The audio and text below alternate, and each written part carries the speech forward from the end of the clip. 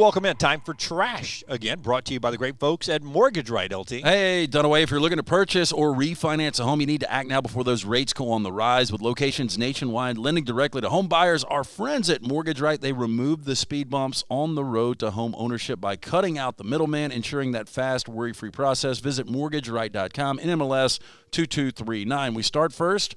After years of waiting, the public will finally get to experience the wonder that is the Wizard theme pub, the Splintered Wand. It's a good name. Why have we been waiting so long on the Splintered Wand? I didn't think it was going to happen in my lifetime. Is there a backstory on this I should know? Is this Chinese democracy with Guns N' Roses? My God, that was what, 17 years? And it was not worth the wait, was it? No, it was not. Nope. Now, the interior is decorated with an eclectic array of knickknacks from all over the world. One such specimen that immediately stands out is a large skeleton hanging from the ceiling. Oh.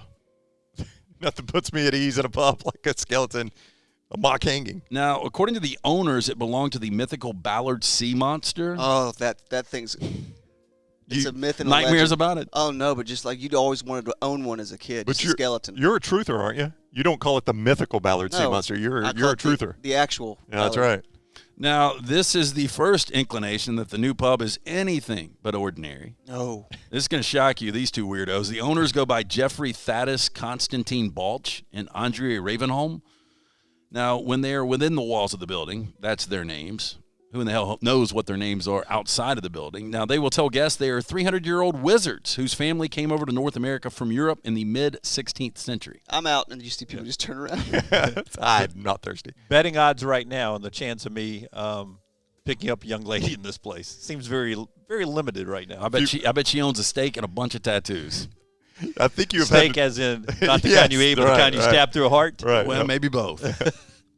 Now, the first floor is home to the Splintered Wand. This is a pub that features a bar with absinthe selection. I've never had that before. Oh, is that the stuff that makes you just forget everything? Yeah. You hallucinate? Well, there's a lot of that will do that, but yeah, you hallucinate too. Yeah, there's a rum bar downtown that serves it in one of their drinks, and on the menu it limits you to 2 drinks. They cannot serve you a third one.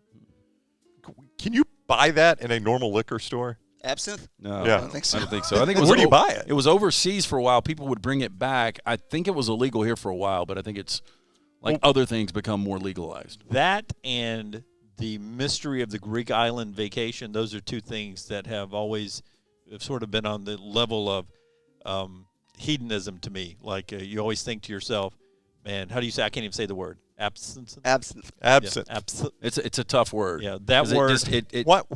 And the Greek Isles. You can't say it because you just stop. Yeah. So say absinthe. Absinthe. There you go. That's You the got it tough now. part is the absinthe. Well, I know, but that always just. Anyway, they've got interactive cocktails. They refer to them, you're going to be shocked, as potions. Yeah. See, I like that because it's more wizard-themed. Now, the restaurant portion of the Splintered Wand will offer British-inspired pub food with meat, vegetarian, vegan, and gluten-free options. I bet the food sucks. Oh, it's got to be awful. I bet the atmosphere sucks. Was it in Britain? Their Yeah. food sucks anyway. I mean, there's nothing good over there to eat, is there? Good news here, though, Brown. A wand shop is found on the second floor where custom wood wands can actually be created based on the customer's astrological chart. Oh, I've always See, wanted one of those. Most people just give you a wand. This is based on your astral. I'm a Virgo, so I need my wonder Virgo what kind wand. of- what Chances kind of are wand. they walked through the woods, Rockstar, and just picked up sticks. Oh God, yes. Here's Put a your price Virgo tag. wand. Put a price tag on it. Hey, so you're a much more experienced bar goer than me, but one of the coolest bars I've ever been to was that Speakeasy down in Miami. What was the name of that? Do you remember? Don't remember. We walked through a portalet. Yeah, it's like a door. You're in a sandwich shop, and there's a door to a portalet. And we had put in the address to this bar, and we walk in the sandwich shop, and we're like, I guess we got the wrong address. And I walk over and pull the portalet door, and I'm like, I think it's in here. I think it's inside the portalet, guys. And it was a speakeasy, but they always had Narcos playing on their TVs. You remember loop. that? They had Narcos on loop. I imagine this place having Harry Potter on loop. Or would it go a little, see that. little harder than that, you think? Good call. Were there wizards in Game of Thrones, or is that too cheesy? They wouldn't skip to that. Naked wizards. There was a lady of the night, the red lady. I see somebody over there nodding. Yeah. She She was saved a us. wizard? Yeah. She was kind of a warlock wizard. Yeah. She saved us in the end, didn't she? She did some She helped things. us. I don't think there were actually wizards in that time in history, Rockstar, so they couldn't put it in Game of Thrones. What was You don't that was the early mid-16th 50s? century? Yeah, they wanted to be true to the times. You guys can keep making fun. It's a fabulous series. It really fabulous is. Show. I miss it every day. Season 6, though, it killed it. Final season. We all know that. We've got a new TikTok trend out there, an eyebrow raising, according to this story. TikTok trend involving users I'm out. putting garlic cloves. Good line. Garlic cloves up their nostrils in an attempt to clear their sinuses can go wrong on many levels, Really? according to doctors. Now, videos show the, quote, hack for clearing up a stuffy nose has garnered thousands of views and show young people putting a clove of peeled garlic in each nostril. Many of the videos result in TikTokers showing runny noses after the cringe-worthy stunt. I would imagine. However, it doesn't mean the edible bulb is a cure-all. Shocker there. Now, according to this doctor, quote, if you do this enough, the body will start to react to the oils and the chemicals in the garlic and cause contact dermatitis in the nose. What I'm curious is how you can, anything you can think of has been a TikTok trend that's been dangerous from doctors, like setting yourself on fire in the bathtub. Could you come up with one? And I skipped that one. what was the one that you start you put yourself on fire or something like that? I mean, it's anything stupid you can think of has been a trend where doctors say, do not do this. It's dangerous to light yourself on fire. Yeah, you wouldn't think you'd have to say that. There's a local restaurant that uses garlic in almost everything they cook, and every time I walk in there, it smells like an electrical fire. Like, it's not a good smell. No, burning garlic, for whatever reason, smells like an electrical fire But to the me. taste of garlic is fantastic. No, it's good. And the smell of it on your Up to breath. a point. Oh. I'm with Up to a Dunaway. point. I I like a don't want too little much. bit. I don't want too much. Yeah. Yeah. It kind of sticks with you. Maggie will she'll throw a tad too much in sometimes. And Now- I will sometimes point it out. Yeah, sometimes. The doctor goes on to explain some garlic cloves are really strong, and if you get enough leaching of the chemicals and oils into your nose, it will definitely irritate it. I would assume so. Yeah. Now, what's worse, people run the risk of getting the cloves stuck up their nostrils, potentially resulting in a trip to the urgent care. For these reasons, a number of doctors advise to sticking with saline nasal spray to help with nasal congestion. That's probably better than a clove of garlic. I don't get this next story. According to it, I don't know if I believe it, 25% of Americans aren't tipping at sit-down restaurants now. Wow, I've been over tipping since the pandemic. Well, you should, and I think that's what happened. I'll go to the story here. When stay-at-home orders forced many businesses to shut the doors overnight in the spring of 2020, left workers in the service industry in a complete lurch, many customers stepped up and started tipping over the top. I think most people you talked to felt bad for the servers. Everyone was doing that. Right, they were making less money, yeah.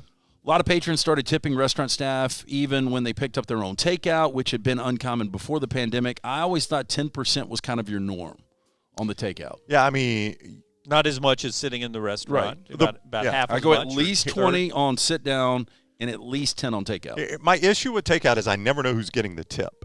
Do they split it It's up? a share. Oh, so it's a share? Yeah. Right. Because to me on the takeout, well, I guess the kitchen's doing most of the work on the takeout, right? Yep. And the hostesses that have got to bag it up. Yeah. So I just never know who gets that tip. And not that I don't do it, but it does kind of bother me. Like, if I tip my waiter or waitress, I know they're getting it, right? Or is they shared with all the servers. That's the thing on the takeout is I just don't know who I'm sending it to. Now that the pandemic restrictions have begun to fall back, people are reverting to their pre-pandemic tipping patterns, which are often inconsistent, less generous. In fact, tipping patterns in June of 21 were almost identical to what they were in 2019, according to a new survey. In some categories like restaurants and food delivery, the percentage of people who always tip their servers actually decreased by a few points. According to this, even at sit-down restaurants where tipping should be basically universal, only 75% of people are tipping all the time. How about this? Only 59% of people always tip their food delivery driver. Ooh, you got to at least give them a 5. You have to. Yeah, or hope you never get that guy again. We had one of the worst food delivery experiences twice now at our new office. In the here. same place. Same place delivering. And even then, That's them calling right now. Even then we tipped. Did they ever come by? No, Yeah, they they came. Yeah, they came by. Yep. Yeah. It's kind of freaky. Yeah. Should be fast, though, right? Yeah, you'd think. My sandwich tasted funny, though. Did it? Too much garlic? A little moist. Like if it's steamed. Is that trash? That's trash. Brought to you by? Our friends at Mortgage Right, if you're looking to purchase or refinance a home, you need to act now before those rates go on the rise. Our friends at Mortgage Right, they can make it so simple and easy for you. Just go to mortgageright.com to get started. That is the right way to do a mortgage. NMLS 2239.